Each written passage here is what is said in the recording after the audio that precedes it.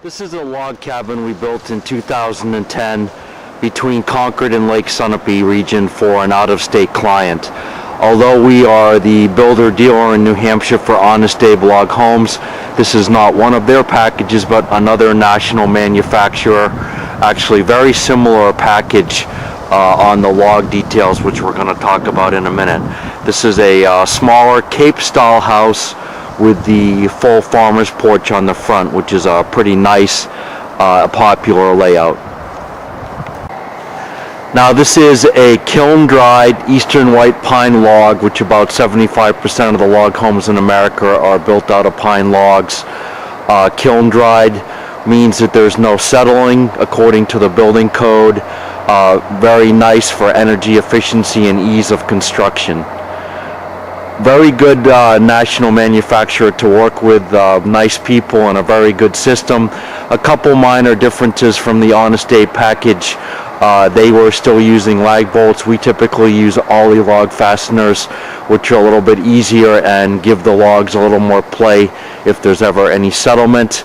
Also, I think the Honest Abe package has a bit better gasket that goes between the log systems, but all in all a nice package and real nice people to work with.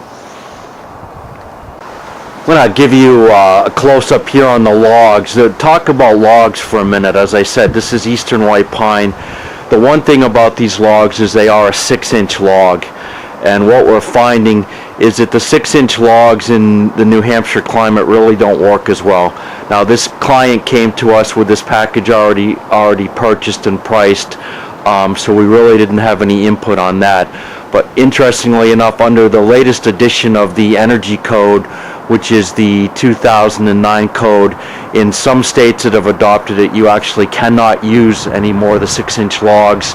In New Hampshire, there was a waiver granted for that part of the Energy Code, so you can still use 6-inch logs, although that is expected to go away when the code changes again in 2013.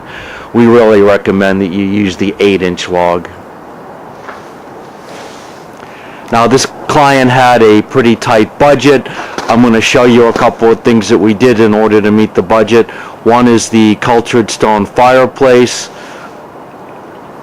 which here is on the chimney from the outside. That's actually just cultured stone wrapped around a frame, a wood frame, but a lot less money than a full masonry fireplace, and looks pretty nice. Here's a shot on the other gable end of the home. This is a full log gable package, and the back of the home has a nice deck that goes the whole way across the back.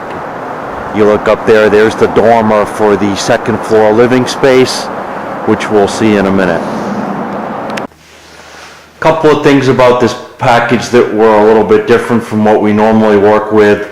They didn't do quite as much pre-cutting around the windows and exterior doors. Made the labor quite a bit more cutting in the windows. The other odd thing was that all the interior doors were actually just door slabs and hadn't been mortised out for lock sets or hinges, and all came with separate trims. So we actually built all the door units, which typically nowadays everything's pre-hung. It's a lot simpler installation.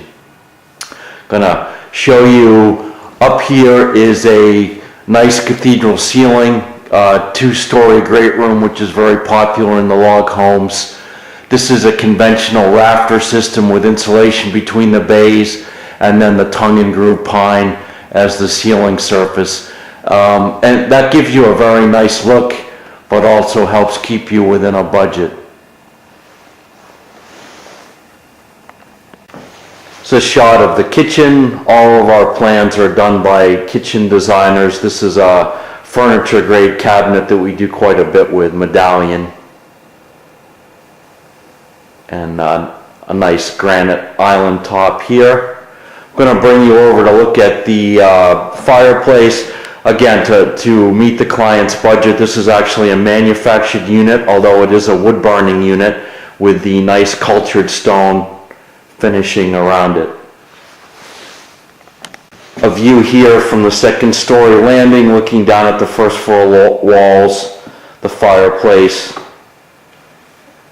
out into the L, which has the laundry room and another entrance, which is nice, and then down into the kitchen. Upstairs is our master bedroom with the sloped ceilings that are typical of a Cape style. Looking back out to the second story landing. Nice walk-in closet with our Rubbermaid shelving that we do quite a bit with. And just a shot of the custom tile shower that we did in the master bath. Nice rustic tile work to go with the theme of the home. And lastly, just a view of one of the first 4 bedrooms showing the exterior log walls, which again are the 6-inch eastern white pine logs, and then panning back around the wood doors. And then all the interior walls are the white pine tongue and groove. So this home really gives you the full wood effect. All the walls here are either the log on the exterior or the tongue and groove on the interior. And one last shot, I wanted to show you the Bruce Dundee hardwood flooring, which we do quite a bit with. It's a really nice floor for the price point. And thank you for taking the tour of this log home built in 2010.